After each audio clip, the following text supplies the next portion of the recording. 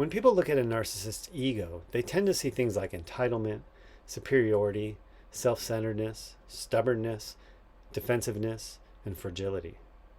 From the outside, it looks like somebody who thinks they're above you. But here's the truth.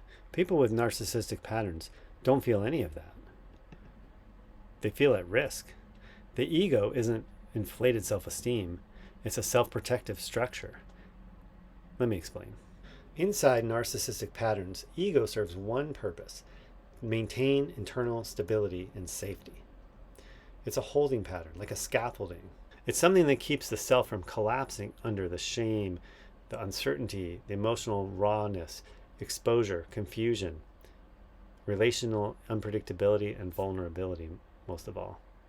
So the ego steps forward and says, I'm fine, I'm in control, I got it all handled, I'm certain, I'm right, I got it all together.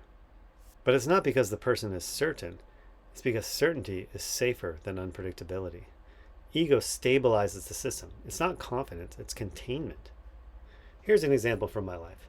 Years ago, a close friend of mine told me they never felt like they could really get close to me or really know me well, because I always seemed so put together or so composed, like nothing ever touched me. And without even thinking, I responded, I'm not distant, I'm just calm. I'm not emotional like other people. I handle things differently. I'm just being rational. I don't like all of that emotional stuff, but that's just me.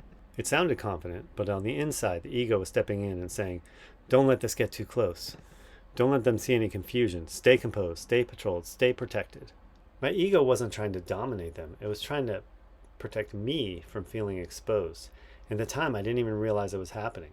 Like it was automatic. You know, here's what I wish people understood. A narcissistic ego isn't hiding a strong self. It's protecting a fragile one. Or at least a self that feels fragile. Underneath that ego, there's hypersensitivity to shame, a fear of being misunderstood, fear of losing control, fear of emotional unpredictability, difficulty regulating any kind of intense feelings or emotions, and a deep sense of I must manage everything myself to stay safe. The ego steps in to create order. It becomes a shield against internal chaos. This is why I see the ego as not as something to get rid of, but it's something to understand, so you can eventually outgrow the need for it. And that's really the beginning of freedom, personal freedom in life. So if you're starting to notice how your ego actually works, or you're noticing this pattern in a loved one, you don't have to do it alone. That's why I created my free online community where people like you, people like me, and people who love people like me or want relationships with people like us have a place to explore awakening, explore the patterns behind narcissism in a safe, non-judgmental way that's not based on shaming anybody or calling anybody bad, but really understanding and growing together. The link is below. Check it out and join. It's free.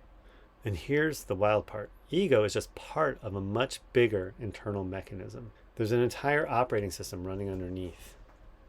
The reactions, the numbness, the overthinking, the shutdown, the seeming certainty, the fear of exposure, and that emotional distance. It's an operating system built long before adulthood, yet it controls and shapes how the narcissist patterns function. Once you can see this system clearly, everything starts to make sense. And I'm breaking down the entire system in my upcoming video, The Narcissistic Operating System You Were Never Told About. So stay tuned. Make sure you subscribe, even put on those bell notifications if you like. Give some thumbs up and likes and comment below, because I love to interact with you guys in the comments. Ask any questions. How does this strike you? Do you think I'm full of it? You think I'm on to something? What's challenging for you? What do you notice? I love getting that feedback and that interactivity in the comment section, so make sure you do that, and we'll see you later.